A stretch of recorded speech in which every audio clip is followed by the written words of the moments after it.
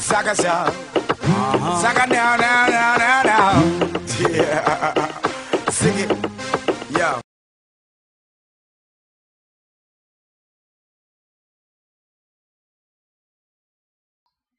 Bien, salut. Bon, ma rubrique que je fais, c'est pour les peines d'amour. Euh, comment gérer une peine d'amour? Comment s'en sortir d'une peine d'amour? C'est pas toujours évident.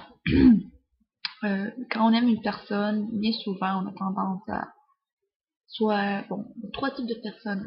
Il y a ceux qui aiment précipiter les choses. Il y en a qui aiment prendre son temps. Puis il y en a qui sont aveugles. Quand on dit que l'amour rend aveugle, moi, peut-être que j'étais comme ça. L'amour me rendait aveugle. Je disais que, en prenant du recul et avec un peu de sagesse en vieillissant, j'ai trouvé que bon, c'est pas bien d'être aveugle. On aime une personne, c'est bien, mais il faut pas juste dire ok, je l'aime, mais j'arrête de voir ses défauts. Non, il faut quand même avoir une bonne idée d'ensemble. Si tu peux voir les défauts d'une personne, mais l'aimer quand même.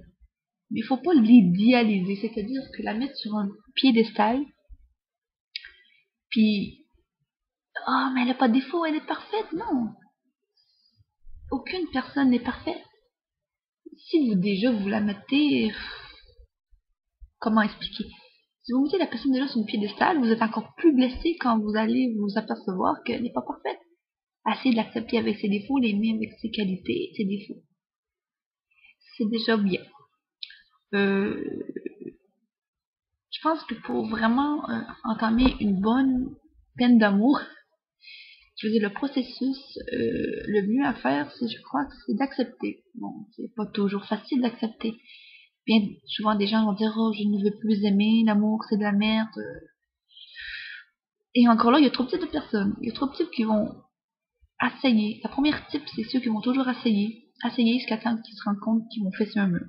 D'autres qui vont se révolter, ils vont se tourner le dos, ils vont être en colère, ils vont haïr l'amour, et l'autre, ceux qui vont accepter puis tourner la page. Bon, on n'est pas toutes pareilles.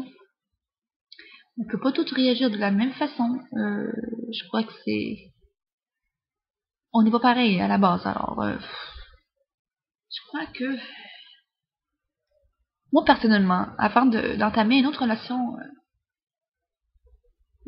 avec une autre personne, je crois qu'il est important de faire le deuil de la relation que vous venez de passer avant d'embarquer dans une autre. Parce que vous allez gommer avec la personne qui vient d'entrer la douleur que vous avez déjà. Puis vous allez empêcher vraiment d'aimer la personne comme elle devrait l'être. Ou vous allez toujours remettre les défauts sur ce que l'autre faisait sur lui et faire comme un miroir. Dans le fond, c'est pas bien. Fait que donc, essayez de guérir votre relation que vous avez déjà. Ou une relation, je veux dire. De guérir ce que vous avez déjà là. Puis après là, vous serez peut-être plus apte à ouvrir votre cœur.